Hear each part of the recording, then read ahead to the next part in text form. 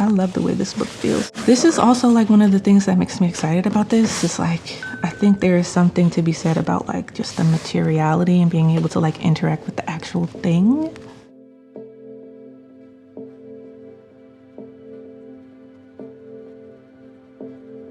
The project that I'm doing for my fellowship with PACE and Black Lunch Table is really inspired by Carolyn Fowler, who published a book in 1981 on Black arts and aesthetics.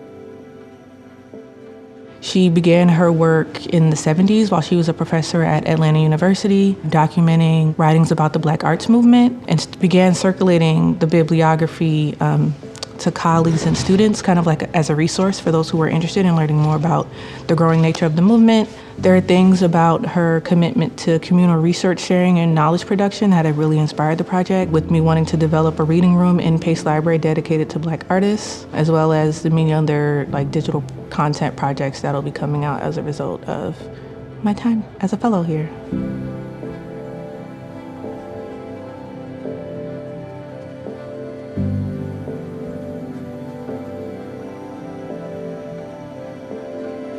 It started with me doing research into the exhibition history of Pace Gallery. John Mason, who's the director of the Pace Library, provided me with an amazing document that lists every artist and every exhibition that Pace Gallery has had since its founding. And so it began with me literally researching every single artist on that list and indicated who is and also identifies as a Black artist.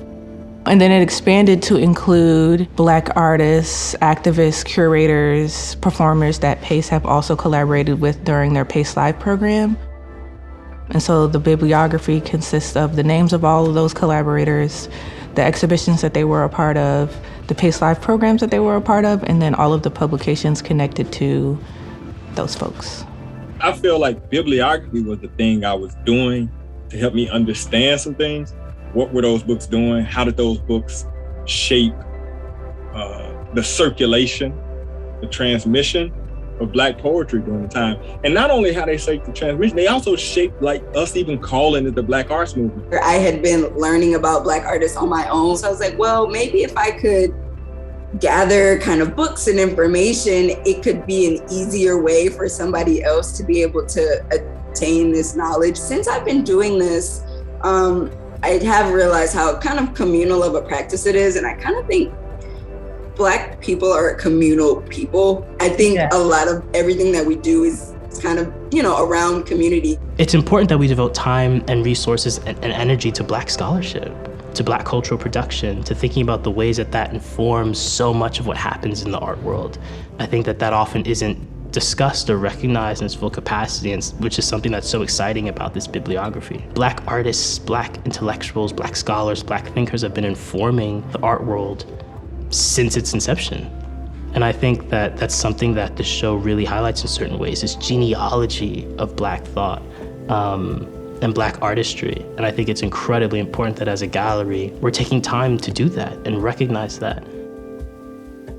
This was a really unique and exciting opportunity to open up the space. What I really desire is for people to be able to come in and feel like they can take their time exploring their materials, and that it doesn't necessarily have to be a transactional thing, like I have to get in and get out, but that they can just come in to the space being curious, and hopefully the way that it's set up with the couches and the chairs feel like they can actually take their time exploring the books on the shelf, and maybe even be in conversation with each other about what they're reading, what they're seeing, and what they'd like to learn more about.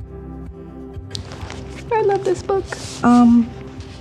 So Black Futures is a book that was compiled and edited by Kimberly Drew, curator, writer, and one of many Pace Gallery directors. One of her ongoing collaborators, Jay Wortham, who's a writer for the New York Times Magazine. They approached this idea of an archive in a very interesting way with this book. And I think that all of the artists, scholars, folks that they incorporate into the book are really thinking about this idea of Black futures in a very expansive and nuanced and interesting way.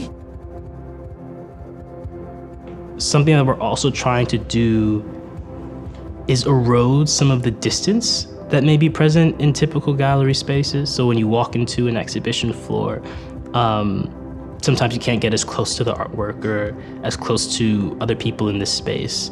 But given the fact that there's a turquoise piece that's like right next to the seating area where you can really spend good time engaging with it at close proximity, yeah, it just speaks to the way that we really want this to be accessible. We really want the works to be accessible, and the content to be accessible for people to interact with on their own terms. The first aspect of community engagement is making sure that people feel comfortable, right? And so the curation of this space, the intentional design of it as a living room, an area where you can relax a little bit and kind of let your guard down, is kind of tied to this larger goal of thinking about how we are attentive to making the space accessible for people. The second part of community engagement is also reminding people that they are active participants in what's happening in the space. We want people to engage with the books, with each other. There's a sign-in book next to our altar for people to leave notes and leave their own kind of additions to this archive that is growing. Something about archives that's so striking to me is that you have this capacity to engage with the past, engage with people who are no longer here. And so the altar is kind of a nod to that in a certain way, thinking about who are all of the people who inform the work that's happening in this space. How do we acknowledge them in some capacity beyond the bibliography? And how do we make a space for people to feel encouraged to engage with them?